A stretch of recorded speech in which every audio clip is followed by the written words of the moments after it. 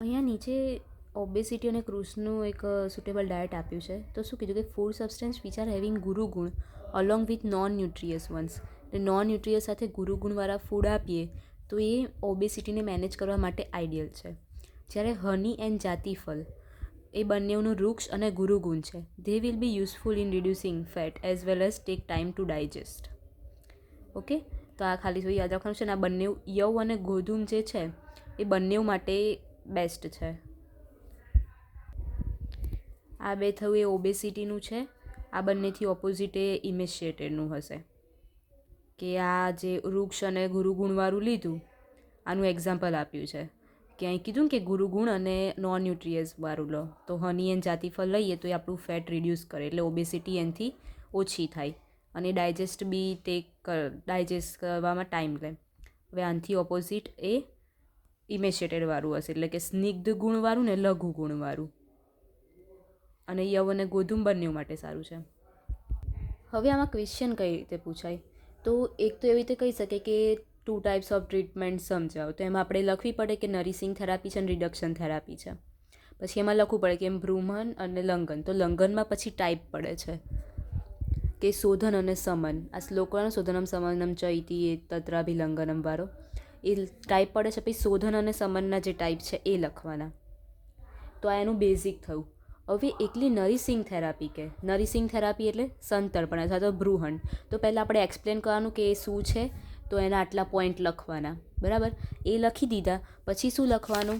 તો કે નરિશિંગ થેરાપી કોને લેવી જોઈએ, કયા પર્સને લેવી જોઈએ. હવે નરિશિંગ થેરાપી લઈએ તો એના એડવાન્ટેજ શું છે એ લખવાના. આટલું લખી દીધું. હવે શું આપ્યું છે કે વધારે પડતી નરિશિંગ થેરાપી લેવાઈ ગઈ તો શું થશે? તો નરિશિંગ એટલે તો બોડી માટે ન્યુટ્રિયન્ટ્સ આપે, તો ઓબેસિટી થઈ જશે. તો એનું ડિસ્ક્રિપ્શન લખવાનું કે અતિભ્રૂહન એટલે કે વધારે પડતી નરિશિંગ થેરાપી લીધી તો ઓબેસિટી થશે, તો એના સિમ્ટમ, બરાબર. એ થઈ જાય તો હવે એની ટ્રીટમેન્ટ શું? હવે ઓબેસિટી થઈ ગઈ તો હવે એની ટ્રીટમેન્ટ શું? તો એ ટ્રીટમેન્ટ લખવાની છે. તો આટલા પોઈન્ટ એમાં આવવા જોઈએ. પાછળ પેલું જે જાતિફળવાળું એક્ઝામ્પલ છે એ. આ થયું નરિશિંગ થેરાપીનું. હવે રિડ્યુસિંગ થેરાપી પૂછાય તો એમાં શું કરવાનું છે? રિડ્યુસિંગ થેરાપીમાં પહેલાં સ્ટાર્ટિંગના પોઈન્ટ્સ લખવાના. પછી એમાં તો ટાઈપ આપ્યા છે કે રિડ્યુસિંગ એટલે લંઘન. તો આ લખવાનું કે લંઘનના 2 ટાઈપ છે, શોધન અને સમન.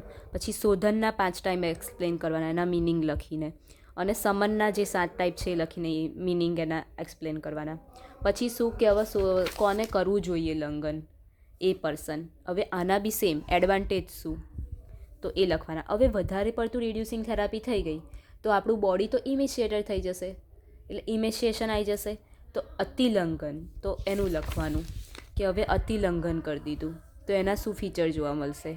તો આવું આપણને ભ્રમ થશે ને અતિકાર્ષ્ય એવું લખવાનું. સંસ્કૃત વર્ડ લખીને એનું સામે ઇંગ્લિશ, જેમાં સંસ્કૃત વર્ડ યાદ ના રહે ડાયરેક્ટ ઇંગ્લિશ ટ્રાન્સલેશન. હવે અતિલંઘન થઈ ગયું, આપણે બહુ જ પતલું થઈ ગયું અને ડેબિલેટેડ માણસ થઈ ગયો, તો હવે એને ટ્રીટમેન્ટ શું આપવી સારો કરવા માટે? તો હવે એની ટ્રીટમેન્ટ લખવાની કે ઇમેશિએશન થઈ ગયું છે તો એને આવી મધુર સ્નિગ્ધવાળી ટ્રીટમેન્ટ આપવાની એમ.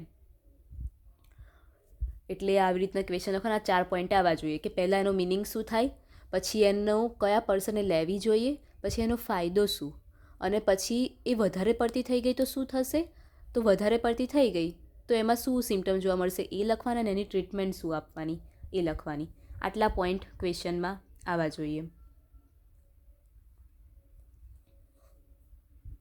જો અહીંયા ટ્રીટમેન્ટમાં આ બધું ના કરવાથી આપણે ઇમેશિએશન દૂર થશે, ચિંતા ના થવાથી, સુખ ખુશી રહેવાથી. જ્યારે જે થેરાપીવાળી છે નરિશિંગવાળી એમાં શું એ બધું છે ને કરવાથી થશે, ટેન્શન લેવાથી, પછી ખુશ ના રહેવાથી, ત્યારે ઓબેસિટી વધશે, એની ઓબેસિટી ઘટશે, સોરી. તો એ બંને સેમ ટોપિક છે બટ ઓપોઝિટ મિનિંગ છે એમનો. તો ક્વેશ્ચન પૂછાય તો એમાં આવી રીતે લખવાનું છે.